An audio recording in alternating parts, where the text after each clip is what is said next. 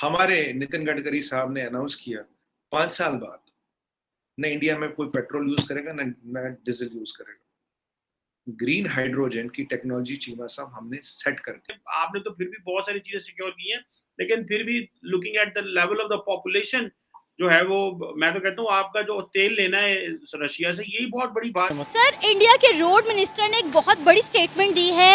उनका कहना है कि अगले 5 सालों में इंडिया पेट्रोल का इस्तेमाल खत्म कर देगा और पेट्रोल की जगह ग्रीन फ्यूल इस्तेमाल। ये दो चीजों को कंट्रोल। फूड की हमारे यहाँ ईश्वर की दया कोई कमी नहीं, food we are self sufficient. इतना वीट अब भी है कि अगर वो WTA वगैरह लफड़ा अड़ा दें पूरी दुनिया को वीट दे सकते हैं। और इंडिया हर काम कर सकता है, हर जगह जा सकता है, हर चीज़ वो कर सकता है। वो उसकी अमेरिका के साथ भी ठीक है, हर जगह उसकी ओके है, लेकिन फिर भी देन उसने अपना रूस से अपना पेट्रोल भी उसने लिया और उसके बाद पेट्रोल की जो प्राइसेस हैं उसको उसने कम भी किया। देन आगे भी मतलब उसकी जो टेक्नोलॉजी जितना एक फास्ट इंडिया हो चुका हुआ, जितना एक ग्रोम हो चुका हुआ इंडिया के हम इंडिया पे तनकीद करते हैं, हमारा रिवायती हरीफ है और हम जवाब देते हैं उनको बीइंग पैट्रियोटिक पाकिस्तानी, लेकिन कई बार हम दुश्मन की भी तारीफ करने पे मजबूर हो जाते हैं। वो हमसे आगे क्यों है साइंस? बात वही है कि हमारा पॉलिटिकल कोई हमारा लीडर जो है वो माल कमाने से, मेट्रो बसेस ट्रेनें कमाने से, कोई माल पानी कमाने से कोई इनको फुर्सत मिले तो कौम को जरा इस तरफ लेके जाएं, कोई यूथ को इस तरफ लेके जाएं, कोई इंडिया के साथ मुकाबला करें, स्पेस में करें, टेक्नोलॉजी में करें, IT में करें, कुछ और अच्छे अच्छे काम है उनके साथ करें। तो मेरा ख्याल है ये हमारे लिए बड़ी सीखने की चीज है। बहरहाल भारत को, हमारा हमसाया मुल्क है, उनके साइंटिस्ट को, उनको लोगों को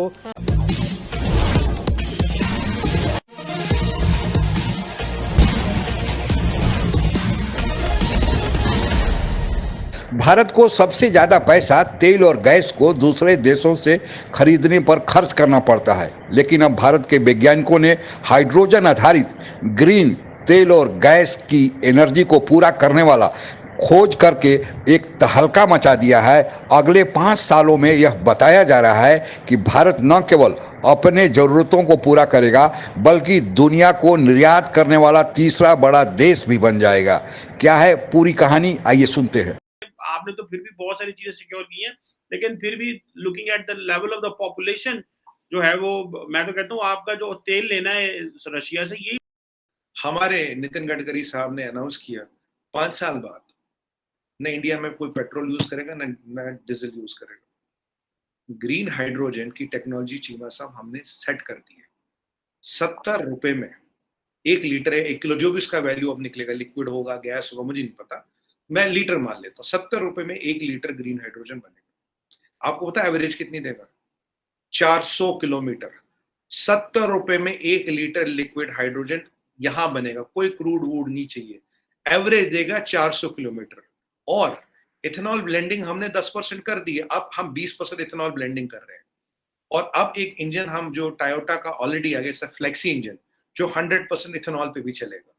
सो ethanol, green hydrogen and LNG और ये मिल के जो हमारा 3 फ्यूल्स का कॉम्बिनेशन बना रहे हैं।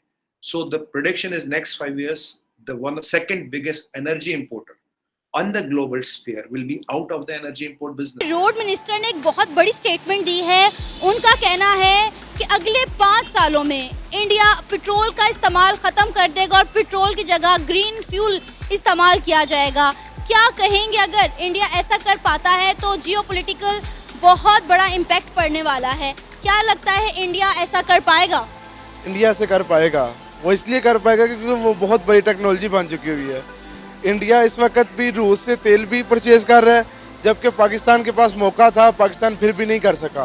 क्यों? कि अमेरिका का प्रेशर है पाकिस्तान के ऊपर, जिसकी वजह से पाकिस्तान वैसे ही गुलाम हो चुका हुआ है और पाकिस्तान वैसे ही गुलामी से नहीं निकल सकता। और इंडिया हर काम कर सकता है, हर जगह जा सकता है, हर चीज़ वो कर सकता है। वो उसकी अमेरिका के साथ भी ठीक है, हर जगह उसकी ओके है, लेकिन फिर भी देन उसने अपना रूस से अपना पेट्रोल भी उसने लिया और उसके बाद पेट्रोल की जो प्राइसेस हैं उसको उसने कम भी किया। देन आगे भी मतलब उसकी जो टेक्नोलॉजी जितना एक फास्ट इंडिया हो चुका हुआ, जितना एक ग्रोम हो चुका हुआ, इंडिया सब कुछ कर सकता है। हाँ जी, इंडिया तो कर लेगा सब कुछ। वो इसलिए कर लेगा कि वहाँ करप्ट लोग नहीं है, वहाँ चोर नहीं है, वहाँ हिसाब होता है, हर बंदे का एहतसाब होता है, वो कुछ भी कर लेंगे। उन्होंने रशिया से अपने अवाम की खातर रशिया से तेल ले लिया, सस्ता ले लिया, हम नहीं ले सकते क्योंकि हमारे हो गया।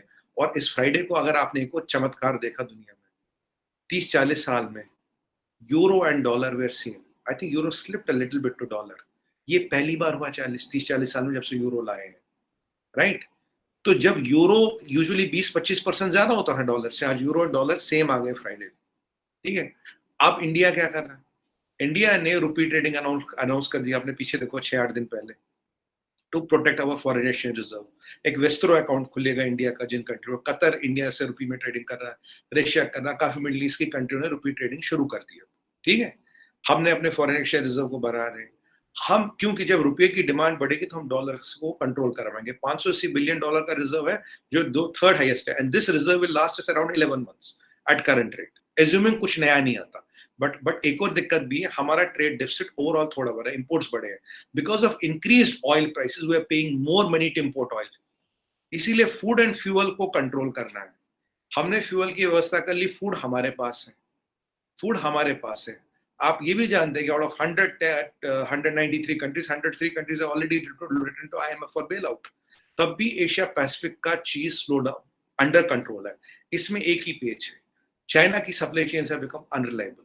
कुछ नहीं पता चाइना में क्या रहा, जीरो कोविड के पीछे वो पड़े हैं, 80% चाइना को बंद करके बैठे हैं। अगर ऐसे में चाइना की सप्लाई चेन अनरिलायबल होते, वीट सिक्योरिटी दुनिया हमारी, तेल का प्राइस खुद ब खुद गिर रहा है। 3 चीजें समझिएगा, तेल का प्राइस खुद ब खुद गिर रहा है, चाइना की अनस्टेबल चेन्स है, फूड सप्लाई चेन्स, और वीट की किल्लत इज वेरी विजिबल। यहाँ रशिया ने गैस बंद कर दी। 5 सालों में इंडिया पेट्रोल का इस्तेमाल खत्म कर देगा और ग्रीन फ्यूल की जानिब आ जाएगा। आपको क्या लगता है कि इंडिया के लिए अगले 5 सालों में ऐसा कर पाना मुमकिन है? क्योंकि अगर इंडिया ऐसा कर लेता है तो जियोपॉलिटिकल बहुत बड़ा इम्पैक्ट पड़ने वाला है। असल में बात यह है कि इंडिया जो है ऑलरेडी वो रशिया से भी डील कर चुका है, तो इंडिया के लिए ये पॉसिबल है, वो कर सकते हैं। उनकी जो फॉरेन पॉलिसी है हमसे वो काफ़ी डिफरेंट है। देखिए हमारे जो लोग हैं ये अभी अमेरिका के उस चुंगल से नहीं निकल रहे, तो हमारे लिए कहीं भी फ्यूल, ग्रीन फ्यूल हो या रशिया से सस्ता फ्यूल हो, लेकिन हमने तो सिर्फ अमेरिका से लेना है। अमेरिका के बाद हम कहीं से भी ये फ्यूल की डील नहीं कर सकते, क्योंकि ये ग़ुलामी जो है ये हमारी नस्ल दर नस्ल चलती आ रही है। तो मौजूदा जो गवर्नमेंट है उसको देखते हुए हम कहीं और एक कदम नहीं बढ़ा सकते। हमारा जो जीना मरना वो अमेरिका के कदमों में ही होगा, जो हमें नज़र आ रहा है तो वो ये है। बाकी इंडिया कर सकता है, इंडिया के लिए ये पॉसिबल है। उनकी गवर्नमेंट अपनी अवाम को रिलीफ देने के लिए किसी हद तक जा सकती है। दुनिया में एनर्जी को तेल, गैस और कोयला, इन 3 चीज़ों के रूप में देखा जाता है। भारत दुनिया का तीसरा बड़ा ऐसा देश है जो दूसरे देशों से इन एनर्जी के ज़रूरतों को खरीद कर पूरा करता है। पिछले साल के अगर आंकड़ों पर ध्यान दिया जाए तो भारत ने कुल $119.2 बिलियन का एनर्जी का सामान, जिसमें तेल, गैस और कोयला शामिल है, भारत ने खरीदा। जहां तक तेल और गैस का सवाल है, भारत इसकी कमी इराक, सऊदी अरबिया और UAE से खरीद कर पूरा करता है। पहले सऊदी अरबिया से भारत सबसे ज़्यादा तेल और गैस खरीदता था, लेकिन हाल के दिनों में इराक को चूँकि कुछ सस्ता तेल और गैस भारत को देने लगा, तो अभी भारत इराक से सबसे ज़्यादा तेल और गैस खरीदता है। हाल के दिनों में भारत ने रूस से भी तेल खरीदने की में कुछ तेज़ी दिखाई है। पहले रूस से जो तेल भारत खरीदता था वह भारत के कुल ज़रूरतों का, यानी भारत की जितनी इंपोर्ट होती थी उसका 0.8% ही भारत रूस से खरीदता था। और इसके पीछे कारण यह था कि भारत नहीं चाहता था कि एक देश पर ही ज़्यादा निर्भर हो, क्योंकि भारत रक्षा के सामान के मामलों में जितनी भी भारत को ज़रूरत है 47% वहाँ से भारत के डिफेंस इक्विपमेंट्स आते थे। इसलिए भारत रूस से तेल नहीं खरीदता था। और दूसरा कारण यह था कि रूस से खरीदे जाने वाले क्रूड ऑयल में सल्फर की मात्रा ज़्यादा थी, तो इसको साफ करने के लिए हमारे पास 1-2 ही रिफाइनरी है। इसलिए भारत रूस पर थोड़ा कम ध्यान ऊर्जा के खरीद के क्षेत्र में देता था। लेकिन रूस यूक्रेन युद्ध के चलते रूस को ज़रूरत पड़ी, क्योंकि पश्चिमी देश अमेरिका सहित उस पर प्रतिबंध लगा दिए। तो भारत ने जो पहले 0.8% ही तेल वहाँ से आयात करता था, अब उसको बढ़ाकर 10% कर दिया है। और यही नहीं, दूसरा फायदा है कि वह तेल जो भारत रूस से खरीद रहा है वह 70% दाम पर ही मिल रहा है, यानी 30% सस्ता दाम पर मिल रहा है। और अब कहा जा रहा है कि रूस ने 50% पर वह तेल देने के लिए, यानी जितना भी मार्केट, अंतर्राष्ट्रीय मार्केट में तेल का दाम है उससे आधी कीमत पर भारत रूस से तेल खरीदने वाला है।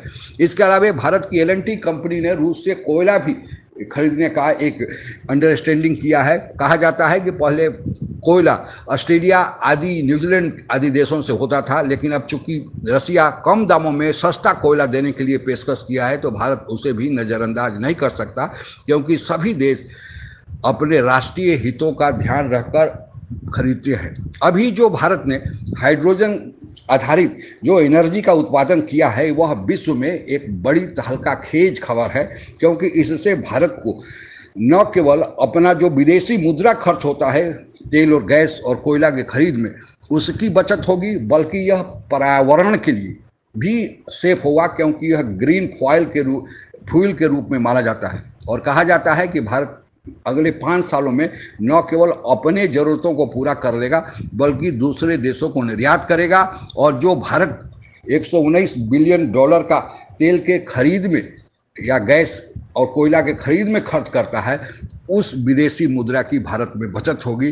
तो भारत के वैज्ञानिकों के लिए यह बड़ी कामयाबी है। भारत बहुत दिनों से अल्टरनेटिव एनर्जी के सूत्रों पर काम कर रहा था। भारत को अभी जितनी ज़रूरत है उसका 82% तेल दूसरे देशों से खरीदना होता है और करीब 45.3% गैस दूसरे देशों से खरीदना होता है। तो आप समझ सकते हैं कि भारत की निर्भरता एनर्जी के क्षेत्र में कितनी ज़्यादा है। और आज की दुनिया में खाद्यान्न, फूड और एनर्जी, अगर 2 चीज़ जिस देश के पास हो तो वह देश स्वावलंबी माना जाता है और उस देश को किसी भी तरह झुकाया नहीं जा सकता है। इसीलिए भारत ने यह कोशिश किया है। भारत पहले भी कोशिश कर चुका है, जैसे इलेक्ट्रिक एनर्जी का आविष्कार, फिर सोलर एनर्जी, फिर hydro electrical energy, atomic energy, wind energy. लेकिन उन लोगों के क्षेत्रों से, इन 4-5 क्षेत्रों से जो एनर्जी का उत्पादन होता था उसकी मात्रा कम थी। लेकिन इस हाइड्रोजन एनर्जी में बहुत ज़्यादा मात्रा में हम एनर्जी उत्पादन कर सकते हैं। और इसके अलावे भारत जो अभी तेल का उपयोग हो रहा है उस तेल में हम 20% तक इथेनॉल मिला रहे हैं और इथेनॉल भारत में ही बड़े सस्ते दामों पर उसकी तैयारी हो रही है। तो जो हमारी ज़रूरत है उसका 20% हम अब पूरा घर में ही उत्पादन करने लगे हैं। उस पेट्रोल में 20% इथेनॉल मिला दिया जा रहा है। तो इस प्रकार भारत न केवल अनाज में बल्कि अब ऊर्जा के क्षेत्र में भी स्वावलंबी बनने की दिशा में एक ठोस कदम उठा चुका है। आज के लिए बस इतना ही। जय हिंद। आप अगर हमसे जुड़ा रहना चाहते हैं तो कृपया मेरे चैनल को सब्सक्राइब करें तथा बेल आइकन भी दबा दें ताकि नई वीडियो की जानकारी तुरंत आप तक पहुंच जाए। धन्यवाद। जय हिंद।